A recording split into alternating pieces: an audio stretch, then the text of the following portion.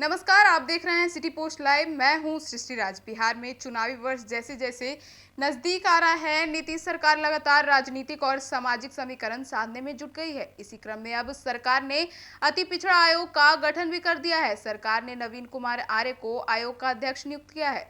उनके साथ 2 सदस्यों की नियुक्ति भी की गई है, अमित कुमार और केदारनाथ भंडारी। हालांकि आयोग ने कुल 4 सदस्यों की व्यवस्था होती है, लेकिन इस बार सरकार ने फिलहाल केवल 2 सदस्यों को ही नामित किया है, जिससे 2 पद रिक्त है। इसको लेकर राजनीतिक गलियारों में चर्चा तेज है। क्या यह सरकार बाकी के सदस्यों की भी नियुक्ति जल्द कर सकती है या फिर चरणबद्ध तरीके से चुनावी कार्ड की तरह इस्तेमाल किया जाएगा? गौरतलब ये है कि यह पहला मौका नहीं है जब चुनावी वर्ष में आयोग का गठन किया गया हो। इससे पहले भी राज्य सरकार ने विभिन्न वर्गों और समुदायों को साधने के लिए कई आयोगों का गठन भी किया है, जिसमें पिछड़ा वर्ग, आर्थिक सर्वेक्षण और जातीय जनगणना जैसे मुद्दे प्रमुख रहे हैं। राजनीतिक विशेषज्ञों का मानना है कि यह कदम अति पिछड़ा वर्ग को साधने और उन्हें प्रतिनिधित्व देने के संकेत के रूप में देखा जा रहा है।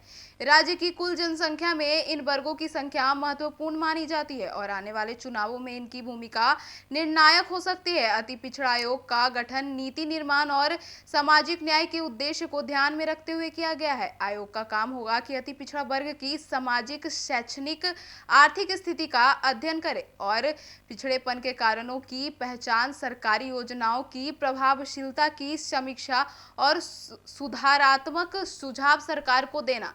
इससे यह भी उम्मीद की जा रही है कि यह आयोग की रिपोर्ट के आधार पर अति पिछड़े वर्गों के लिए विशेष योजना, आरक्षण या अन्य लाभकारी नीतियों की सिफारिश की जाएगी। नीतीश कुमार लंबे समय से अति पिछड़ा वर्ग की राजनीति को अपने पक्ष में साधते रहे हैं। उनका पिछड़ा पिछड़ा एक समाज का नारा उन्हें 2005 से सत्ता में बनाए रखने में मदद कर रहा है। ऐसे में चुनावी साल में आयोग का गठन एक सटीक और राजनीतिक कदम माना जा सकता है। विपक्ष हालांकि इस कदम को चुनावी स्टंट बताकर निशाना साध सकता है, लेकिन एनडीए खेमा इसे वंचित वर्गों के लिए न्याय और सशक्तिकरण की दिशा में बढ़ता कदम बता रहा है। वहीं बिहार की सियासत में अति पिछड़ा वर्ग एक बड़ा वोट बैंक है, जैसे कि यह आयोग गठन सीधे तौर पर इस समुदाय को साधने की कवायद मानी जा रही है। वहीं अब देखना यह दिलचस्प होगा कि सरकार आयोग को कितनी तेजी से सक्रिय करती है और क्या यह चुनावी नतीजे पर असर डाल सकती है। तो फिलहाल इस खबर में इतना ही। आगे की खबरों के लिए देखते रहिए सिटी पोस्ट लाइव। धन्यवाद।